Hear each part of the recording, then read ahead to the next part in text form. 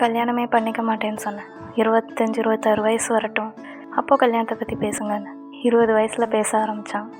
4 வருஷம் போயிடுச்சு, 24 வயசாச்சு. இப்போவும் உனக்கு என்ன, கல்யாணம் பண்ணுன்னு சொன்னாங்க. ஆனால் இந்த 4 வருஷம் எங்கிட்ட இருந்து போச்சுன்னே தெரியல. இந்த 4 வருஷமாக அவங்க அந்த கல்யாணங்கிற பேச்சை பேசாமல் இருந்ததும் இல்லை, மாப்பிள்ளையை காட்டாமல் இருந்ததும் இல்லை, நான் வேண்டான்னு சொல்லாத நாளும் இல்லை, என்னை என் வீட்டில் திட்டாத நாளும் இல்லை, அடிக்காத நாளும் இல்லை.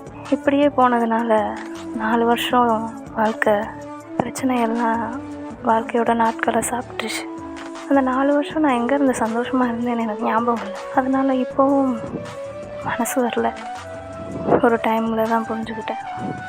ஏதாவது ஒரு சின்ன ஹெல்ப்புன்னு அக்காங்களோட ஹஸ்பண்ட்கிட்ட ஃபோன் போட்டு கேட்கும் போது, என்னை பெற்ற எங்கள் அம்மாவே இவன்ட்டையும் ஃபோன் போட்டு கேளு, உங்கள் அக்கா அவன் ஹஸ்பண்டை கொடுப்பா அப்படின்னு சொல்லி தப்பா அவள் பொண்ணை பேசுகிறோங்கிறது கூட இல்லாமல் அது மாதிரி வார்த்தையை கேட்டான்.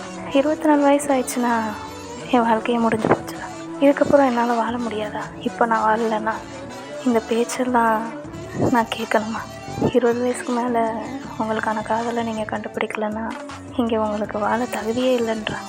எனக்குன்னு ஒரு ஆள் இருந்து அந்த மாதிரி ஏதாவது ப்ராப்ளம் வரும்போது ஃபோன் போட்டு சொல்லவோ கேட்கவோ எனக்கு அங்கே யாருமே இல்லை. எனக்கு அப்போ தான் தோணுச்சு, யாராவது எனக்குன்னு இருந்திருந்தா இந்த கேள்வியை கேட்டிருப்பாங்களா? ஸோ 20 வயசுக்கு மேலே இருக்கிறவங்க எல்லாம் அவங்களோட பார்ட்னரை, கரெக்டான பர்சனை சீக்கிரமாக கண்டுபிடிச்சிருங்க, இல்லைன்னா அவங்கள வாழ விட மாட்டாங்க. ஆனால் நானாக கண்டுபிடிச்சி வாழ்கிறதுக்கும் இங்கே எனக்கு பெர்மிஷன் கிடையாதுல்ல. அப்போ நான் என்ன தான் பண்ணுறது?